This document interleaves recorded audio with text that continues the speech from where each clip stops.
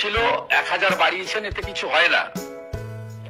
আপনারা অন্তত 20,000 টাকা করে বেতন দিন। শুধু সিভিক ভলেন্টিয়ার, ভিলেজ পুলিশ নয়, MSK, SSK, part timer, para teacher, প্রাণী মিত্র, আশা, আইসিডিএস, সর্বস্তরের ক্যাজুয়াল কন্ট্রাকচুয়ালদের ন্যূনতম 20,000 টাকা বেতন হওয়া উচিত।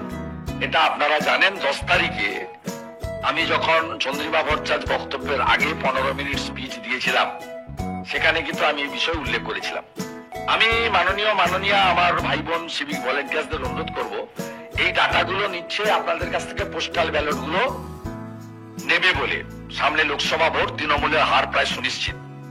দ্বিতীয়ত, ভবিষ্যতে কোর্ট হতে পারে বা হবেই, কারণ পুলিশ রিক্রুটমেন্ট বোর্ডে যে গাইডলাইন আছে তাতে মাঠ এবং হাইট, চেস্ট, ফিজিক্যাল, সাথে সাথে রিটিন এক্সামকেও কোয়ালিফাইড করতে হয়।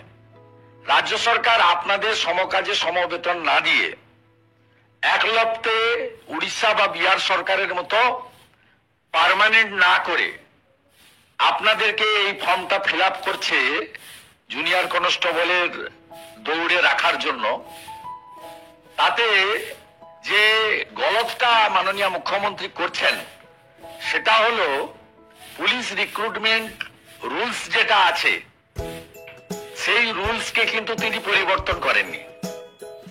সম্পূর্ণ বেআইনি যেভাবে আজকে লক্ষ লক্ষ, হাজার হাজার ছেলে মেয়ে, শিক্ষক, শিক্ষাকর্মী, বন দপ্তর, ফায়ার ব্রিগেড, মিউনিসিপাল রিক্রুটমেন্টে ফেসে গেছেন এই রাজ্যে, ঠিক একইভাবে সিভিক ভলেন্টিয়ার্স ভাই বোনেদেরও ফাঁসানোর জন্য এটা করছেন।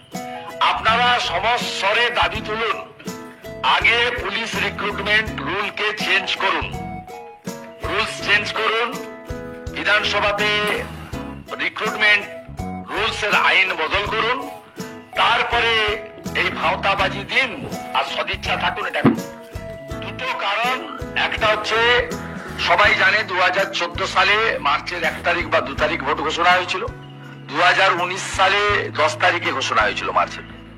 সবাই জানে যে মাননীয় প্রধানমন্ত্রীও তার মন কি বাতে বলেছে যে মার্চ মাসে ভোট ঘোষণা হতে পারে বা হওয়ার আমরা আশা করছি। আমরা তো বলতে পারি না, সেই বলবে। তা মার্চের যে কোনো দিন ভোট ঘোষণা হয়ে যাবে। তাই এই ফর্ম, এই যে ঢপবাজির ফর্ম, চিটিংবাজির একটা ব্যবসা, শান্তনু সিনহা, বিজিতেশ্বর রাউত আর তপন মাইতিকে দিয়ে এই ব্যবসাটা খুলেছে। এদের সব ডিটেলস নিয়ে পোস্টাল ব্যালট গুলো নেবে আর ঢপবাজি মেরে ফর্মটা ফিল আপ করিয়ে রাখবে যে দিল্লির ভোটে তো যা হয় হবে, আমরা তো এখানে আছি, আরো কিছুদিন আছি, আমরা এটা করে দিয়ে যাব। তাই আমি আপনাদেরকে সতর্ক করার জন্য, ভবিষ্যতে যাতে আপনারা বিপদে না পড়েন এবং আপনারা যাতে সমস্বরে পুলিশ রিক্রুটমেন্ট রুলস চেঞ্জ করার দাবি করেন, সেজন্য আমি